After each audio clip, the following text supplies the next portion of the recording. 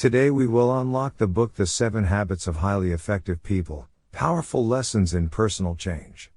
It's mainly about how to become a highly effective person, and attain both success and happiness. Many of us have shared an experience of having so many things to do every day, and feeling that time is not enough. Despite working all day long and feeling exhausted at the end of the day, we can't seem to get all the work done. However, there are some people around us who barely work overtime, but still do a great job. They can even enjoy some leisure time. Why is that? Are they born with a higher IQ? The truth?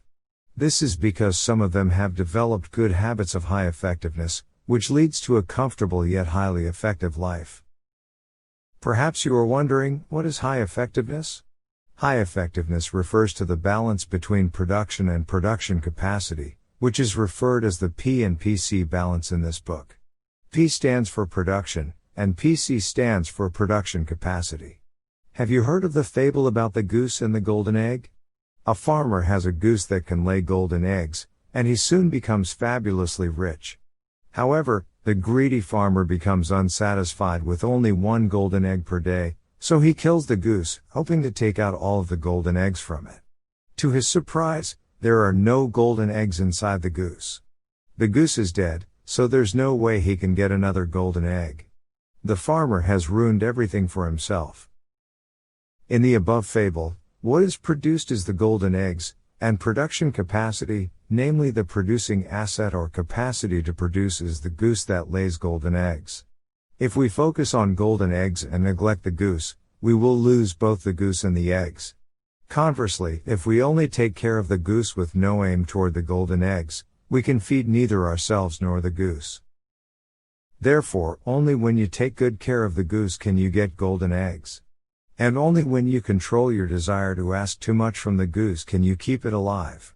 Likewise, only when you strike a balance between work performance and well-being, can you attain real effectiveness and make greater achievements. This book tells us exactly the specific ways that can help you easily achieve high effectiveness. The author of this book, Stephen Covey, was a world-renowned management guru and a well-respected leadership authority. He has a high and long-standing reputation in leadership theories, family and interpersonal relationships, and personal management. Recognized as a master of thoughts of the American academic community, Covey was named one of the 25 most influential people in American history, and a mentor of human potential by Time magazine.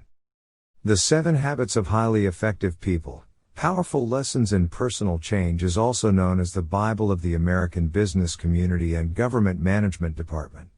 It's ranked as one of the 10 most influential management books in history by Forbes. It will teach you 7 good habits.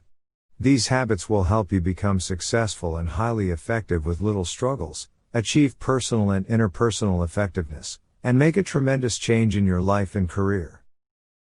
Without further ado, we will unlock the book in the following 3 parts. Part 1, How to Improve Personal Effectiveness and Achieve Private Victory. Part 2, How to Improve Interpersonal Effectiveness and Achieve Public Victory. Part 3, How to Constantly Renew and Improve Ourselves. Let's start with the first part. In order to improve personal effectiveness and achieve private victory, we need to develop 3 habits. Be proactive, begin with the end in mind, and put first things first. The first habit, being proactive, means to choose the way of responding to external material, psychological, and social stimuli according to our values. It means much more than just taking initiatives. Instead, it's an attitude towards life, namely being responsible for our own lives. Proactive people are aware that our behavior is a function of our decisions, not our conditions. We should have the initiative and the responsibility to make things happen. The behavior of proactive people is a product of their own conscious choice based on values, rather than a product of the influence of environment, external conditions, and other people. In contrast, reactive people are easily swayed by the environment and other people. According to the author, it takes initiative to create the P and PC balance of effectiveness in our life. Among the 7 habits of highly effective people, The other 6 habits depend on the development of our proactive muscle. If we face the status quo and the future with a positive attitude and create a favorable environment, we can attain better opportunities and development. Covey once worked with a group of people in the home improvement industry. It was during the period of economic recession, and this particular industry was greatly affected. Given the situation, Covey had a meeting with more than 20 organization representatives to discuss how to get out of the plight. At first, everyone was upset and discouraged. But later, they began to take proactive approaches. They analyzed the status quo of the industry, discussed how to improve management, reduce costs, increase market share, and formulated feasible solutions. All participants came out of the meeting excited and confident. What would reactive people do? They will think, "Oh, come on, face facts." You can only carry this positive thinking and self-psych approach so far. Sooner or later, you have to face reality. Covey's argued that businesses, families, and social communities should all have a proactive attitude, create a proactive culture, and accomplish shared purposes and values of the organization. How can we tell if a person is proactive or not? It's simple. We can pay attention to where this person focuses his or her time and energy.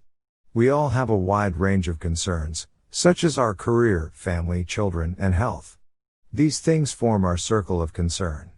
But within it, there are some things over which we have no real control, and others that we can do something about. The concerns in the latter group form a smaller circle called the circle of influence. This includes concerns like mastering a skill and building good interpersonal relationships. Proactive people focus their efforts on the circle of influence. They work on the things they can do something about. In contrast, reactive people focus their efforts in the things outside the circle of influence. They focus on the weakness of other people and things beyond their own individual capacity. They often blame and accuse others, and find excuses for their negative behaviors. How can we be proactive? We should focus on the circle of influence and gradually enlarge the circle.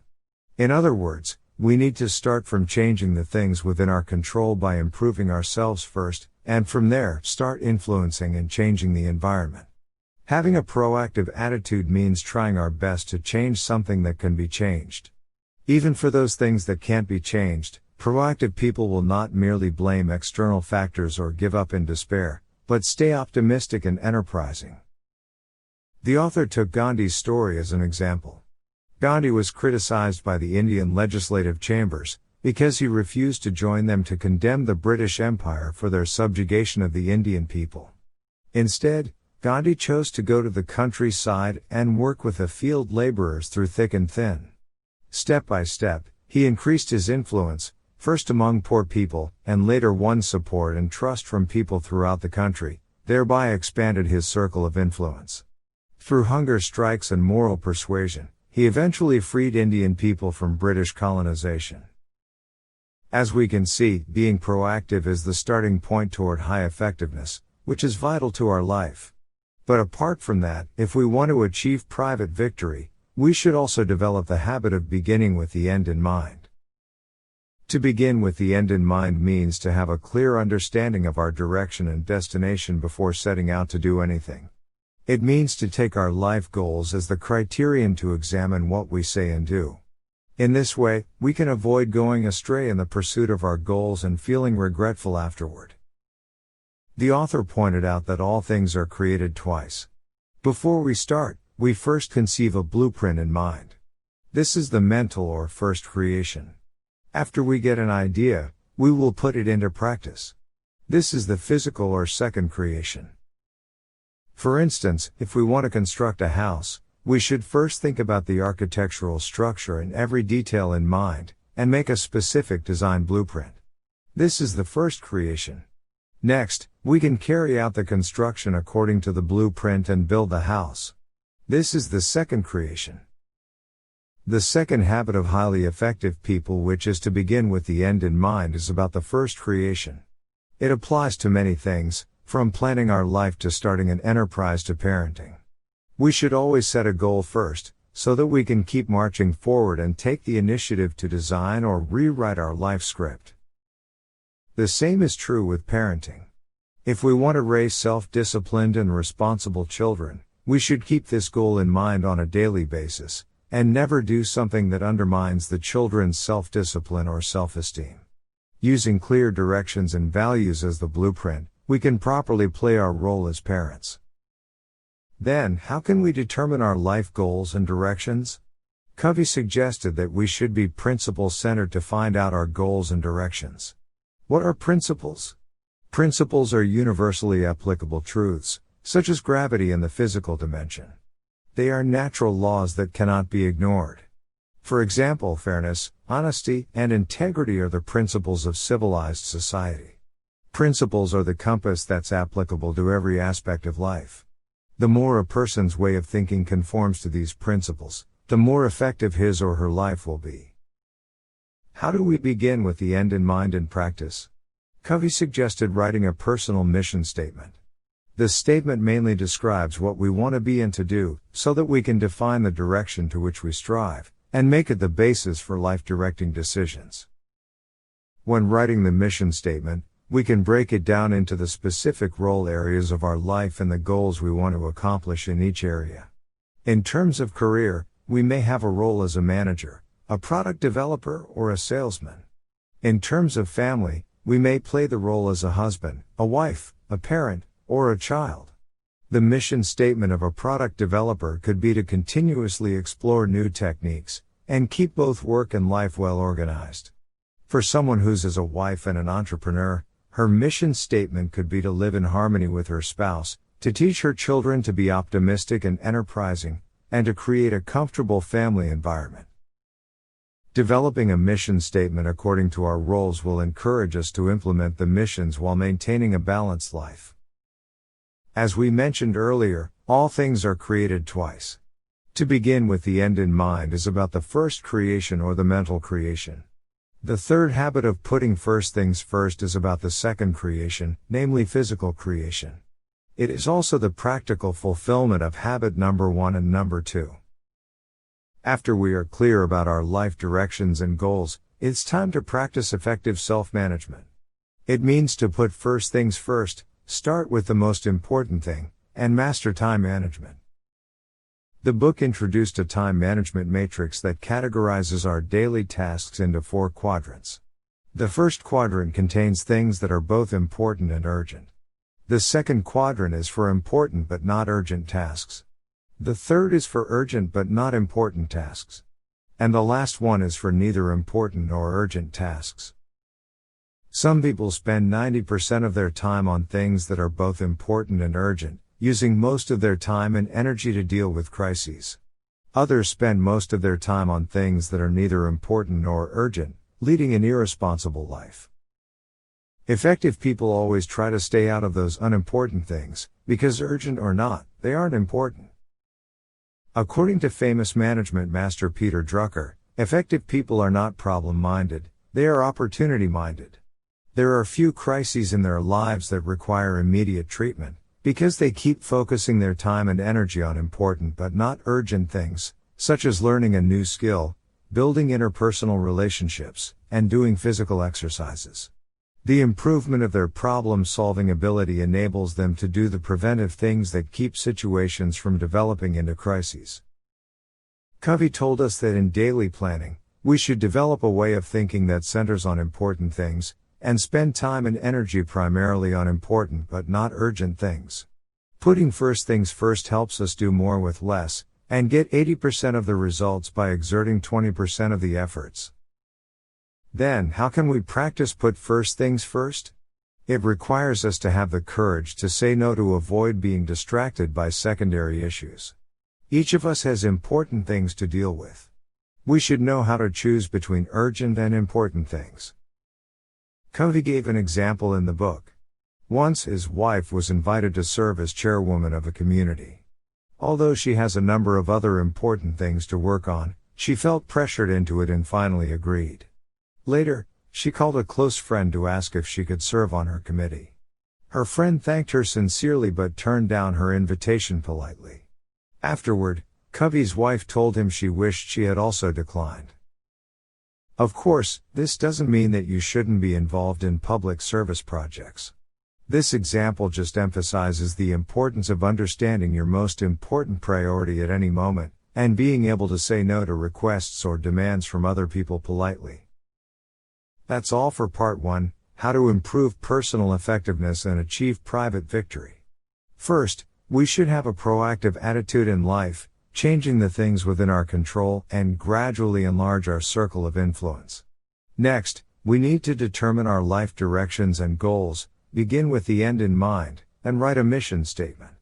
The last step is to put first things first, and spend our time and energy primarily on important but not urgent things.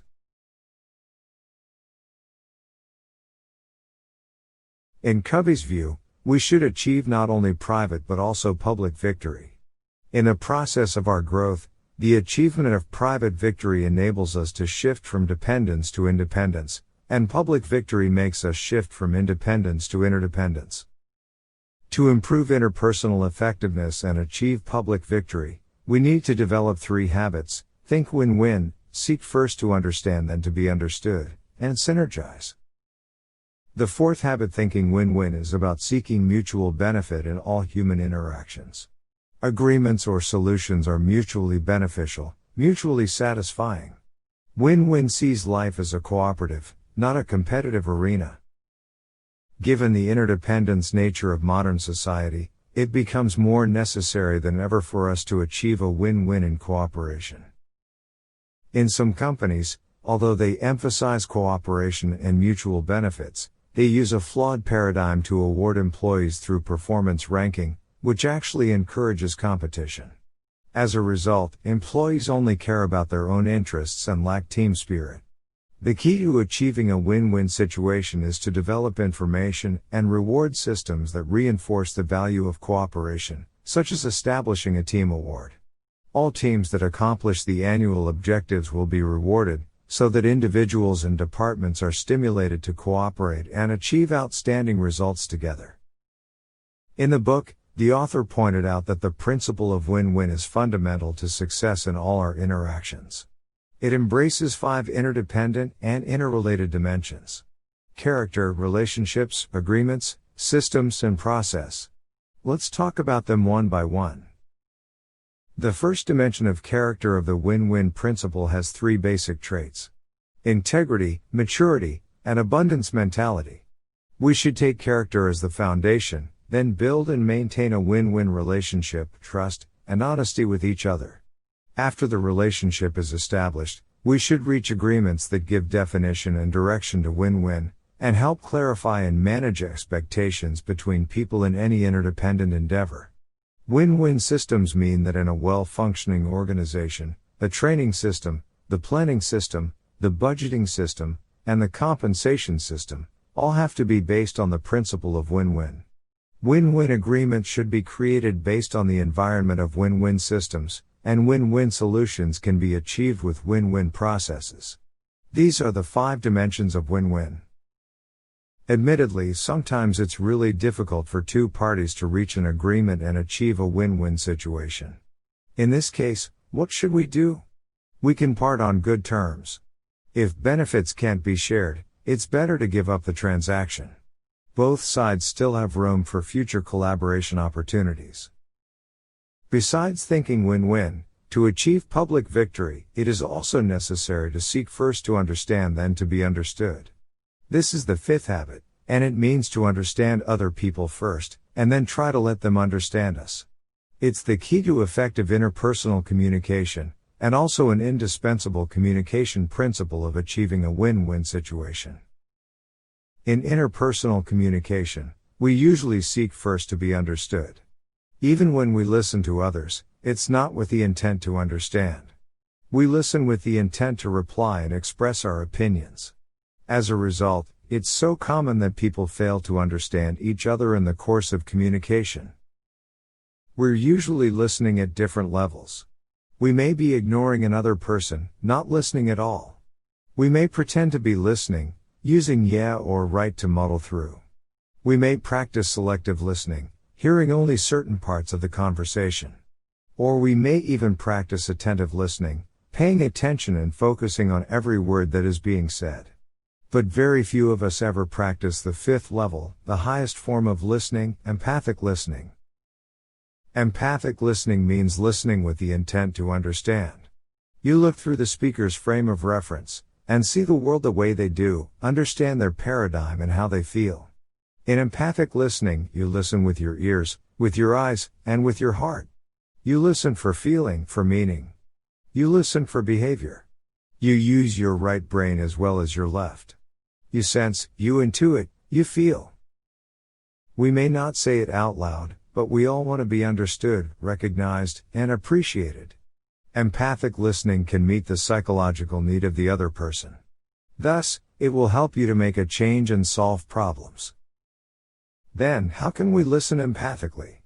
In the course of communication, you need to put aside your own evaluation and avoid judging another person's motive. Additionally, you should also avoid probing into others' privacy. When the other person expresses an immature opinion, you should keep yourself from advising, namely giving counsel based on our own experience. A proper way to respond is to genuinely and deeply understand the other person. You can sense their feelings, you can sense the pain, and you can respond to their confusion and worry. People don't have to open up verbally before you can empathize. Don't push, be patient, be respectful. Whether we are at the workplace or at home, we must learn to listen empathically. Covey said that he and his wife communicated every day, seeking to understand each other. They also role-played different approaches to solve conflicts and frictions that may happen in family life more effectively through practicing empathic listening. In this way, they interact back and forth, and try to visualize the situation in a very real way, so that they can train themselves to be consistent in modeling and teaching correct principles to their children. When we manage to deeply understand each other, we open the door to creative solutions. Next, we will introduce the principle of creative cooperation and the sixth habit, synergize. Synergy means that the whole is greater than the sum of its parts. We can find examples of synergy everywhere in nature. In the forest, two trees that are standing very close to each other commingle their roots underground, and by doing so improve the quality of the soil. As a result, both trees grow better when they are together than when they are separated. If you put two pieces of wood together, they can hold more than the sum of the weight held by each separately. In interpersonal communication, the essence of synergy is to identify and value the differences of opinions and requests, which means to respect them, to build on strengths, and to compensate for weaknesses. When we interact synergistically, we can achieve the effect that 1 + 1 equals something much bigger than 2, and find a third alternative as the solution. The author gave an example. A husband wants to take his family to go camping and fishing during the holiday. His two sons are very excited, but his wife wants to use the holiday to visit her mother. At first, they disagree with each other. The husband thinks that the vacation is a rare chance, and they just visited his mother-in-law last month. Besides, his sister-in-law lives closer and can take care of the mother. However, the wife argues that she doesn't even know how long her mother will be living, and she wants to be with her mother. Now, if both of them keep arguing, no matter who compromises, there will always be some kind of regret in the end. Moreover, they will blame each other and feel unhappy, which can even turn into a pitfall that triggers future quarrels. In the end, the couple comes up with a third alternative to solve the problem. They decide to go fishing in a place close to where the mother lives, so that they can visit her while still having fun. The couple is open to each other in communication based on the principle of win-win. They listen empathically to fully understand the other, synergize to find a solution they both feel satisfied with, and build their relationship in the process. In interpersonal communication, synergy means to open up and accept different opinions, but also be brave and frank enough to express your ideas and provide suggestions. At the same time, you can encourage other people to be open to you. When there's a disagreement, you can try to find a third alternative that leads to mutual benefits. If you stick to a win-win philosophy and try to fully understand others, you can find a good solution that benefits everyone concerned. That's all for part 2, how to improve interpersonal effectiveness and achieve public victory. Firstly, we need to think win-win and seek mutual benefits in cooperation. Secondly, we should seek first to understand, then to be understood. To achieve it, we can try to understand others through empathic listening. Finally, we should synergize, meaning to value differences, build on strengths, and compensate for weaknesses in order to achieve a greater impact. How to constantly renew and improve ourselves. The most valuable investment in this world is to invest in ourselves. Only by making constant self-improvement, developing good learning and thinking abilities and creativity, can we secure our success in social competition. Here comes the 7th habit of highly effective people, that is constant renewal. This habit can reinforce the other 6. Next, we will learn how we can continuously renew ourselves, and increase personal production capacity in 4 dimensions: physical, spiritual, mental, and social and emotional. The first is renewal in the physical dimension. Physical health is of foremost significance. It is a premise of business success and domestic felicity. We should take good care of our physical body by eating the right kinds of foods, getting sufficient rest and relaxation, and exercising on a regular basis. Exercise is one of those important but not urgent things that most of us don't do consistently, because it isn't urgent. Only when we have health problems, we will regret not working out regularly. Other people say they are so busy and have no time to exercise. Actually, if we just exercise for at least 30 minutes a day, it will bring tremendous benefits to our body. You don't have to exercise in a gym. You can choose to work out at home or a nearby park, doing cross-training of aerobic exercises, strength, and stretching. Aerobic exercises like running, rapid walking, biking, and swimming can improve the cardiopulmonary function and prevent cardiovascular diseases. Strength training such as sit-ups, push-ups, and weightlifting can strengthen your muscles, protect joints, and slow down aging. Before and after the aerobic exercises, you can do some stretching for your legs and chest to improve your body's flexibility and prevent injury in sports. Regular exercise not only helps promote your physical health, but also free you from fatigue, allowing you to devote yourself to any work with full energy. The second is renewal in the spiritual dimension. It's the source of strength that provides guidance to your life. Some people immerse themselves in great literature and music to realize the renewal of the spirit. Covey said that he found renewal in daily reading and meditating on the scriptures, because they represent his value system. As he read and meditated, he felt renewed, strengthened, centered, and committed to serve with full confidence. Some others choose to leave the noise of the city and relax by embracing the nature. They give themselves up to the rhythm of nature and experience their inner peace. After enjoying the harmony and coming back to the city, they feel renewed. For a time, they become centered and unflappable until the noise from outside break their inner peace again. Moreover, renewal in the spiritual dimension can provide us with endless strength. The great reformer Martin Luther spent 1 hour praying every day. To him, prayer was not a mechanical duty but rather a way to gain spiritual strength. The third renewal is in the mental dimension. It mainly depends on education, which means to keep learning and broadening our horizons. In addition to formal education, it also relies on our proactivity of self-learning. Many people barely spend time reading and writing after graduating from school. Instead, they spend time watching television and surfing the internet. Although TV and the internet enrich our lives, many programs of low quality and value are a total waste of our time. We can hardly improve ourselves if we spend too much time on these things. Reading quality literature on a regular basis can broaden our cultural knowledge, expand our paradigms, and sharpen our mental saw. Covey suggested that we start with a goal of a book a month, and then try to read a book every 2 weeks to develop the habit of regular reading. Besides reading, writing is another effective way to sharpen the mental saw. Writing down our thoughts, feelings, experiences, and insights will improve our ability to think clearly, to reason accurately, and to be understood effectively. Renewal in the physical. spiritual, and mental dimensions belongs to the category of important but not urgent things. Covey recommended that we spend at least 1 hour every day on the renewal in these 3 dimensions. Practicing renewal persistently will help us carry out self-management and achieve private victory. The 4th renewal lies in the social and emotional dimension. It does not take time in the same sense that renewing the other dimensions does. We can do it in our everyday interactions with other people. Suppose that you need to communicate and work together with others to complete a project, but there are different opinions. What should you do at this point? You can apply the win-win principle, and suggest that both sides communicate and find a solution that everyone feels good about. Then, you can listen empathically.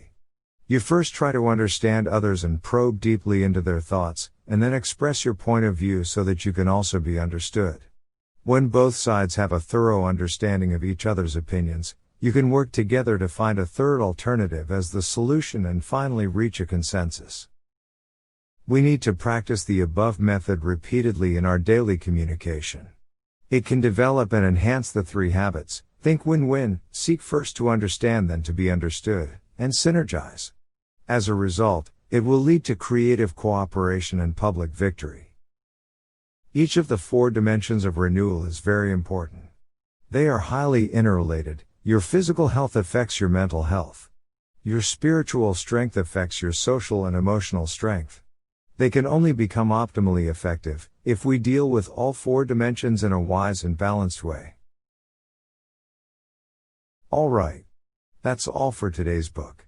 Let's have a brief review. We started with how to improve personal effectiveness and achieve private victory. In short, we should be proactive, start to change the things within our control, and gradually enlarge our circle of influence. What's more, we need to begin with the end in mind, determine our life goals, and avoid going astray. Additionally, we should put first things first, and spend our time and energy primarily on important things instead of urgent ones. Then, we talked about how to improve interpersonal effectiveness and achieve public victory. To reach this goal, we need to think win-win and try to come up with a win-win solution in cooperation. Besides, we should seek first to understand then to be understood. Empathic listening helps us communicate and understand others better. Moreover, we should synergize. Based on our respect for differences, we can build on strengths and compensate for weaknesses to achieve a greater impact. Finally, we introduce the 4 dimensions in which we should constantly renew and improve ourselves, namely the physical, spiritual, mental, and social and emotional dimensions. Only by dealing with all 4 dimensions shall we continue to make progress, become remarkable and highly effective. Facing such an ever-changing world, we need some principles that remain unchanged. Many people may wonder, will the 7 habits of highly effective people still be relevant after 10, 20, or even 100 years? In response, Covey said, the greater the change and more difficult our challenges, the more relevant the habits become. The reason is that our problems and pain are universal and increasing, and the solutions to the problems are and always will be based upon universal, timeless, self-evident principles, including the 7 habits. These habits are not invented by Covey, but have long been rooted in our history and civilization. What Covey did was simply to identify and organize them into a sequential framework. He also believed as time goes by, the 7 habits are more applicable to the present society than ever before. Admittedly, although the 7 habits seem simple, it's not easy to stick to them. We should always remind ourselves, put them into practice from time to time, and even make a lifetime commitment. But if you really bear them in mind, you will definitely find a brand new self in a brand new world. Every day, you will feel inspired and fully motivated, and really become a highly effective person. Awesome!